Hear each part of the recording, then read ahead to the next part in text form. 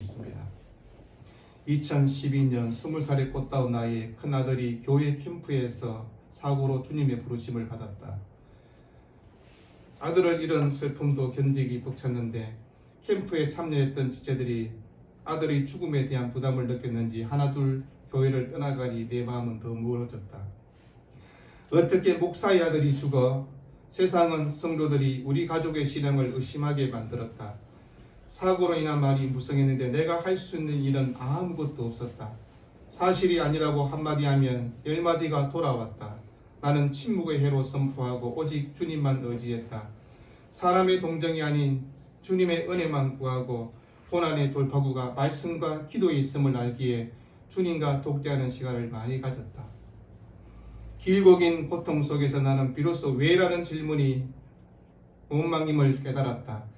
그러면서 남겨주신 아들 하나에 감사했고 데려가신 아들 하나에 감사했다. 눈물과 탄식의 시간을 보내며 마침내 감사를 깨달았다. 그리고 강단 위에서 아들 잃은 나의 슬픔과 고통의 무게를 고백하고 그것이 부활의 기쁨과 감격스러운 승리로 전환되었음을 선포할 때 하나님은 성도들의 상한 마음이 치유되는 기적을 맛보게 해주셨다라고 그렇게 글에 적고 있습니다. 여러분, 사람들이 정말 환난과 역경 속에서 참으로 기뻐하고 감사할 수 있느냐는 질문 앞에 어떻게 대답하시겠습니까? 갑자기 내 몸에 암이 생기고 또 시한부 인생이 되었다는 얘기를 듣고 그러면서 잘 하던 사업이 나의 실수가 아닌 회사의 직원들과 동료들의 잘못된 일들 때문에 회사가 망하게 되었고 건강한 자식이 갑자기 어느 날 불치의 병이 걸렸다는 의사의 진단을 받고 그럴 때 여러분 얼마나 감사하다고 이야기할 수 있을까요? 여러분, 환난과 고난 앞에서 우리가 역경 앞에서 슬퍼하고 원망하는 것이 사람들의 마음입니다. 그러나 성경의 역사 이래 수많은 사람들이 그런 역경과 고난 속에서도 기뻐할 수 있었다라고 그렇게 말하는 것은 또 다른 이야기인 것을 보게 됩니다. 여러분, 박해 속에서도 생명의 위협 가운데서도 여러분 죽음의 순간에서도 하나님을 찬송하고 감사했던 성도들이 있지 않습니까? 무엇 때문에 기뻐하며 그들은 감사하다고 고백할 수 있었을까요?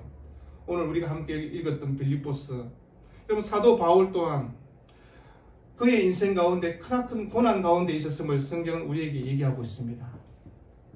그가 지금 그 로마의 옥중 감옥에 갇혀 있습니다. 그러면서 이 편지를 쓰고 있습니다. 그러면서 빌립보 성도를 생각하면서 너희들은 기뻐하라고. 아니, 자신은 지금 인생의 죽음의 고비 앞에 놓여 있지 않습니까? 언제 처형당할지 모르는 시간 속에 그가 있습니다.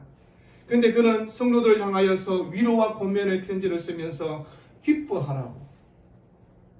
여러분, 주 안에서 기뻐하는 것이 마땅하다라고 그렇게 말하지 않습니까? 그러면서 아무것도 염려하지 말라고, 내가 기도와 간구로 하나님께 구하면, 감사함으로 하나님께 아뢰면 하나님께서 모든 것을 허락해 주신다고 그렇게 말씀하고 있습니다. 여러분, 바울이 지금 기뻐할 수 있는 처지냐고 물어보면 아니지 않습니까? 다른 사람을 배려하고 권면하고 기뻐할 수 있는 형편이 아닌데 어쩌면 원망하고 불안한 형편 속에 처해 있는 바울의 그 상황, 그 형편에 처해 있음에도 그것을 뛰어넘어서 바울은 주 안에서 기뻐하라고 그렇게 말씀하고 있습니다. 그래서 바울은 데살로니가 성도를 향해서 항상 기뻐하라고, 기쁜 일만 있을 때 기뻐하는 것이 아니라 모든 일에 항상 기뻐하고 기도하라, 그렇게 우리에게 말씀했지 않습니까? 그럼 바울이 행복한 삶을 살았습니까? 질문 앞에 여러분, 우리가 바울의 삶을 우리가 이미 들어서 알고 있습니다. 바울의 가정이 어떠한가 그럴 때 바울은 도신으로 살았습니다. 그럼 바울이 한평생 혼자서 복음 전하는 일을 전하다가 그렇게 하나님의 부르심을 받았습니다. 상냥하고 예쁜 아내가 있는 것도 아니고 그에게 토끼 같은 자식도 있는 것이 아닙니다. 여러분, 많은 사람들이 가정 안에서 주시는 하나님의 기쁨이 얼마나 많이 있는지 모릅니다. 우리가 그 아이들 키워가면서 느끼는 기쁨, 할아버지 할머니가 되어서 또 손주를 바라보면서 느끼는 그 기쁨, 말할 수 없는 기쁨이 우리에게 있다라고 그렇게 얘기합니다. 여러분, 그런데 바울이 그런 가정 안에서 주시는 기쁨을 맛보지 못했던 사람입니다. 그럼 바울이 돈이 많았습니까? 라고 질문하면 아니라는 것도 알고 있습니다. 그가 선교사로 일을 하면서 항상 자비랑 선교사로 그가 천막을 만든 일들을 하면서 자기의 선교비를 조달해가면서 그렇게 일했던 사람입니다. 그래서 바울은 야 너희들 돈 사랑하지 말라 그렇게 얘기합니다. 돈 사랑하면 일만 악의 뿌리다 그렇게 말했던 사람입니다. 여러분 그러면서 바울이 건강한 몸으로 살았습니까? 라고 질문하면 우리가 아니라는 것도 알고 있지 않습니까? 바울의 그 육신 때문에 하나님께 기도했던 사람입니다. 그래서 그 바울은 고린도후서 12장 보면요 자신의 육체의 가시를 가지고 하나님께 기도했지 않습니까? 어떤 사람은 안질이었다, 어떤 사람은 간질병이다. 아무튼 바울에게 그런 그 육체의 가시가 있었음을 보게 됩니다. 그래서 바울은 하나님 이 병 고쳐주십시오라고 그렇게 기도했는데 아니다고 하나님의 응답을 받고 더 이상 하나님께 기도하지 않았음을 보게 됩니다. 여러분 그렇다고 바울이 세상 가운데 높은 지위와 권력을 가졌냐 그러면 그렇지 않은 것을 알고 있습니다. 물론 바울은 예수를 믿기 전에 히브리 사람 중에 히브리여 베냐민 지파여 8일 만에 할례를 받고 어른은 흠이었고 열심히는 교회를 핍박하고 그리고 그 당시에 가장 갖고 싶어하던 그 로마의 시민권을 갖고 있는 자였습니다.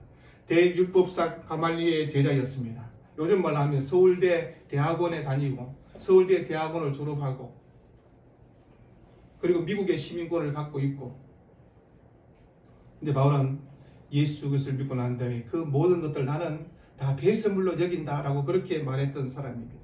그래서 그는 내가 예수 그리스도를 아는 지식이 가장 고상하고 가장 귀한 것이다 라고 그렇게 고백했던 사람입니다. 그러면 바울이 하는 일마다 계속해서 만사형통했을까요? 복음을 전하러가면 사람들이 당신을 기다렸습니다. 하나님 앞에 우리가 기도하고 있었더니 당신이 왔네요 라고 그렇게 했을까요? 아니란 것입니다. 여러분 고린도후서 11장 보면 바울이 얼마나 고난 가운데 있은가를 얘기합니다. 그들이 그리스도의 일꾼이요 정신이는 말을 하거니와 나는 더욱 그러하도다. 내가 수고를 넘치도록 하고 여러분 내가 수고를 넘치도록 했는데 옥에 갇히기도 더 많이 하고 매도 수없이 맞고 여러 번 죽을 뻔하였느니 유대인들에게는 40에서 하나 감한매를 5번이나 맞았고 3번 태장으로 맞고 1번 돌로 맞고 3번 파선하고 일주야를 깊은 바다에서 지냈으며 여러 번 여행하면서 강의 위험과 강도의 위험과 동족의 위험과 이방인의 위험과 신의 위험과 광야의 위험과 바다의 위험과 거짓 형제 중에 위험을 당하고 또 수고하며 애쓰고 여러 번 자지 못하고 줄이며 목마르고 여러 번 굶고 춥고 헐벗노라고 그렇게 이야기하고 있습니다. 여러분 이런 상황에 기뻐할 이유를 찾아라 그러면 아니 뭘 기뻐합니까? 매 맞고 죽을 뻔했고 하나님을 위해서 예수 그리스도를 위해서 내가 내 삶을 드리라고 살아가는 인생 가운데 이런 고초와 고난을 바울이 당했다고 얘기하는 것입니다. 왜요? 예수 그리스도 때문에 바울이 당한 고초입니다. 아니면 서울대 교수로 편안하게 살아갈 수 있는데 그는 고초를 당한 것입니다. 그런데 그는 내가 예수 그리스도 때문에 기뻐한다고 얘기합니다. 왜요? 예수 그리스도가 우리의 기쁨의 원천인 것을 알기 때문에 예수 그리스도가 우리의 감사의 조건이 되는 분이기 때문에 바울은 그것을 알고 있었기 때문에 가능한 것입니다. 만약에 바울 같은 인생을 살아라 그러면 여러분 아멘 하시겠습니까? 저는 아멘 안 합니다. 바울의 인생에 100분의 1만 살라고 해도 아니라고 얘기할 것 같습니다. 그런데 어떤 형편, 어떤 상황, 어떤 쪽에서 나는 주 안에서 기뻐한다라고 바울이 고백하고 있습니다. 우리가 찬송을 부를 때 이런 찬송을 부를 때가 있었습니다. 찬송가 370장에 주 안에 있는 나에게 딴 근심 있으랴 십자가 밑에 나아가 내 짐을 풀었네 주님을 찬송하면서 할렐루야 할렐루야 내 앞길 멀고 헤매도 나 주님만 따라가리. 여러분 찬송할 때 아무 생각 없이 이렇게 부르잖아요. 나 주님만 따라가리라고 그렇게 부르는데요. 근데 우리 가정에 내 삶에 어떤 문제가 생기면 내가 주님 따라가는 거 맞습니까? 라는 생각을 갖지 않습니까? 여러분 물론 어떤 사람은 그리스도 안에서 행복해 보이는 사람도 있습니다. 돈도 있고 권력도 있고 자녀들은 왜 그렇게 잘 되는지 공부 비슷하게 하는 것 같은데 걔는 딱 서울대 가고 그리고 좋은 며느리 받고 좋은 사이 보고 간혹 우리가 정말 생각지 않는 복에 복을 더하는 그런 복을 받는 사람처럼 느끼는 사람도 있습니다.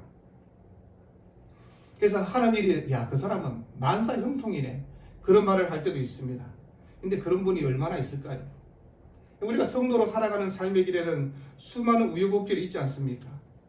때로는 내 형편 때문에, 내 상황 때문에, 내 자녀들 때문에 눈물을 짓고 하나님의 가슴 치야 될 일들이 있는 것입니다. 그런데 오늘 성경은 주 안에서 기뻐하라.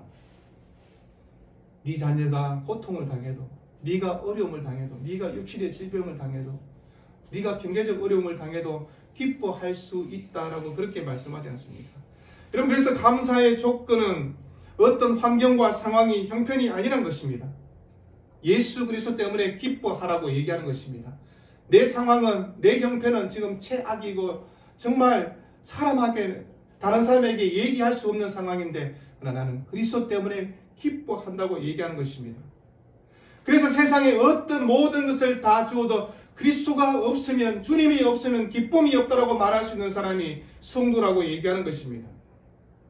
여러분, 참된 기쁨은요, 참된 감사는 여기에서 출발하는 것입니다. 모든 것이 없어도 그리스도만 있으면 내가 기뻐하고 그리스도만 함께하면 나는 감사할 수 있다는 것이, 그게 믿음의 길이라고 얘기하는 것입니다. 여러분, 그러나 우리가 살아가는 삶의 자리에서 어떤 역경, 어떤 시련, 고난 앞에서 우리가 기뻐하고 감사해야 될 이유가 무엇인가를 한번 생각해 보길 원합니다. 첫째는요, 역경 속에서 주님이 더욱더 나와 함께 하심을 깨닫기 때문에 그렇습니다. 여러분, 성경에 수많은 약속들이 있지 않습니까? 주님이 나와 함께 하시겠다고 약속합니다. 그리고 우리의 모든 삶을 다 주관해 주시겠다고, 돌봐 주시겠다고, 책임져 주시겠다고 그렇게 약속을 하고 있습니다. 이스라엘 백성들이 뜨겁고 추운 광야를 지납니다. 근데 하나님께서는 구름 기둥과 불 기둥으로 그들에게 모든 것을 채워주셨고, 쉼을 주시고 필요한 음식들, 그 만나를 주셨고, 그래서 이스라엘 백성을 지키시고 인도했던 것들을 보지 않습니까? 우리가 잘 알고 있는 다니엘의 세 친구 생각해 보십시오. 사드락, 메삭, 아베느고가 7배나 더 뜨거운 풀물 속에 들어갔습니다. 근데 그 뜨거운 풀물 속에 주님이 함께 계셨고 그들을 구원해 주신 것을 보지 않습니까? 다니엘이 굶주린 사자 굴 속에 들어갔습니다. 그런데 그 굴 속에서 주님이 그 사자들을 지켜주셨던 것을 보지 않습니까? 여러분, 그건 그렇다 치고 그리 아니하실지라도 감사할 수 있을까요? 사자굴에 던져들었더니 사자가 덥석 내 목을 집어서 그 자리에 죽었습니다. 예수 믿는다고 고백했더니 풀무불에 던져져서 그 자리에 타 죽었습니다. 근데 내가 죽는 것은 여러분 충분히 죽을 수 있을 것 같다는 생각 같습니다. 사자굴에 던져줘도 되고 풀무불에 던져줘도 저는 괜찮을 것 같습니다. 근데 내 자녀들이 예수 믿는 신앙 때문에 사자굴에 던져지고 풀무불에 던져지면 뭐라고 얘기할까요?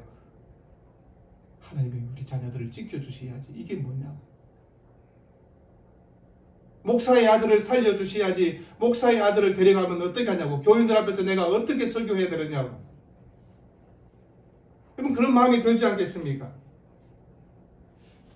근데 주님은 이 땅에 오셔서 가난한 자, 병든 자, 굶주린 자, 사람들에게 소외받는 것을 찾아와 주셨던 것을 보게 됩니다. 그래서 성경 시편 68편 5절에 고아의 아버지시며 과부의 재판장이신 하나님을 우리에게 말씀하고 있습니다. 우리가 자녀를 키우면서 자녀들 똑같이 사랑하지만 아픈 손가락들이 있잖아요. 아픈 손가락이 뭡니까?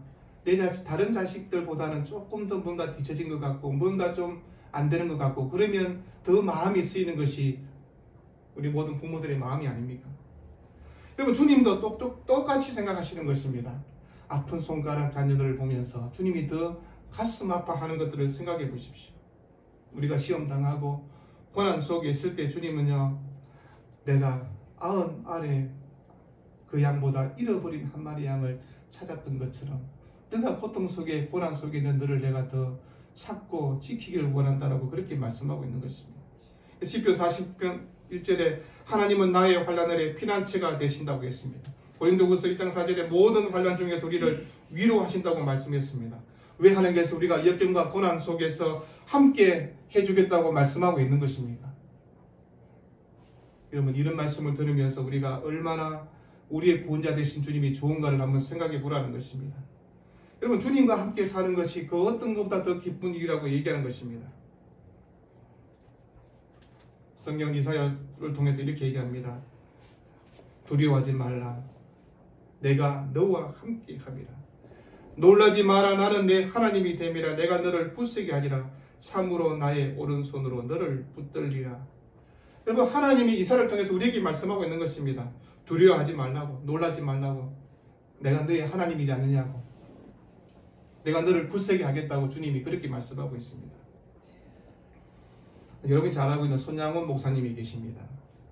그 목사님은 그 신사참배 거부 때문에 5년간 옥살이를 하면서 그 사모님이 하면 병이 드셨던 모양입니다. 그래서 그 병든 사모님한테 이렇게 편지를 보냅니다.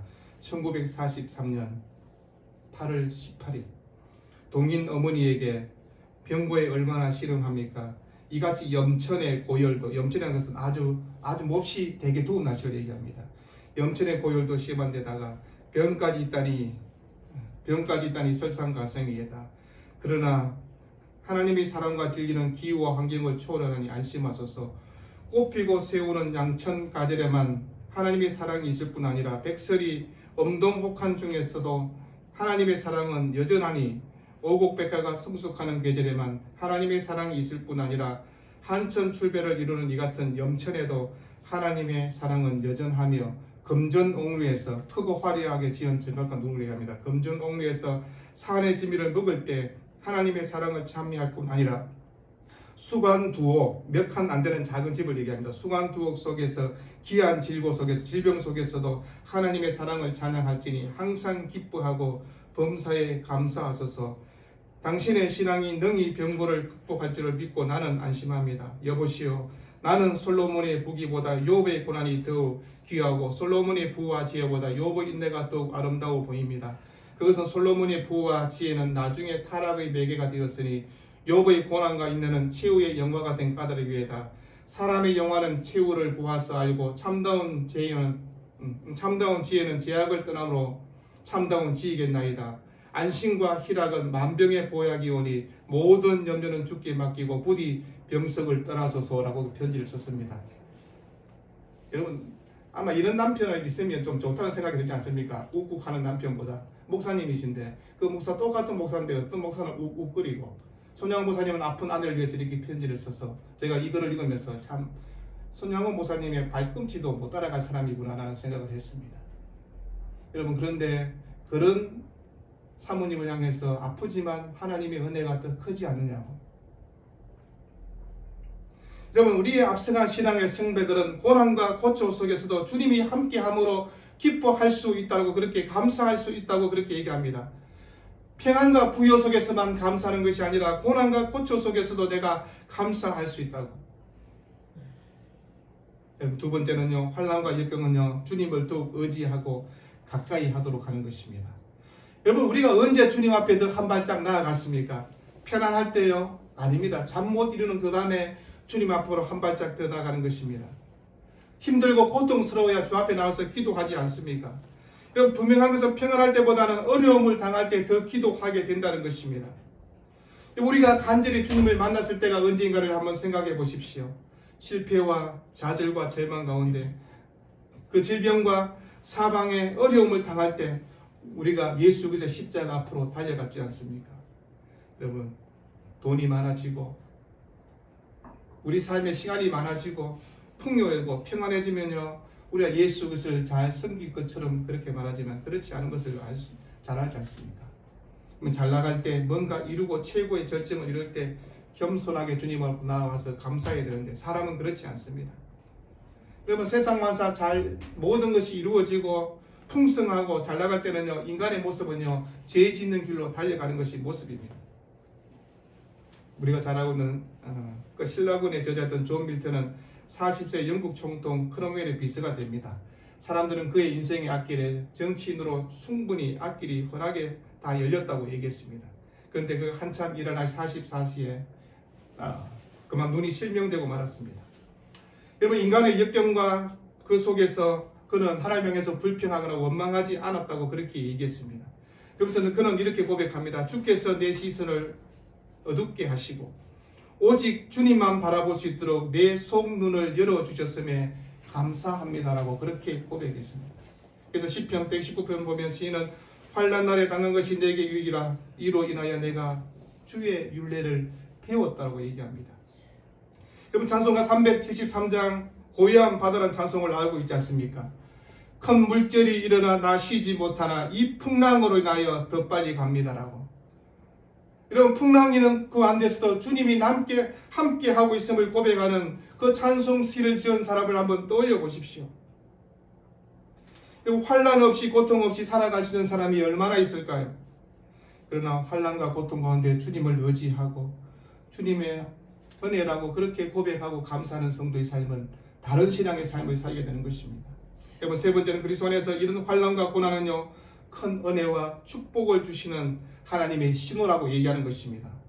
이렇게 항상 물어봅니다. 예수 믿는 사람 망할 수 있을까요? 물론 우리가 경제적으로 망할 수 있습니다. 잘못해서 부도도 날 수 있고요. 그러나 그리스도인은 결코 망하지 않는다는 것입니다. 아무리 큰 환난과 고통이 있다 하더라도 여러분, 하나님은 우리를 망하지 않게 하시겠다고 얘기합니다. 그래서 바울은 로마서 8장에서 얘기합니다. 우리가 알거니와 하나님을 사랑하는 자 곧 그의 뜻대로 부르심을 입은 자들에게는 모든 것이 합력하여 선을 이루리라. 여러분, 고난도요, 역경도요, 아픔도요, 질병도요, 하나님께서 합력하여 선을 이루어서 하나님의 뜻을 이루어가는 길로 만드신다고 그렇게 말씀하는 것입니다. 우리가 잘 알고 있는 어거스틴이 있었습니다. 어느 날 그는 교회에 초청을 받아서 설교하러 가게 되었습니다. 근데 어거스틴을 인도하는 그 사람이 길을 잘못 찾아서 다른 길로 가게 되고, 그래서 결국 교회에 가서 설교하는 일을 못하게 되었습니다. 그러면서 그는 의지적으로 하나님 그럼에도 불구하고 감사합니다라면서 그렇게 돌아오게 되었습니다.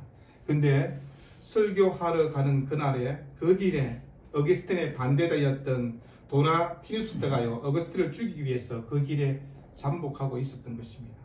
만약에 어거스틴이 그 길로 갔으면 어거스틴은 죽었을 것입니다.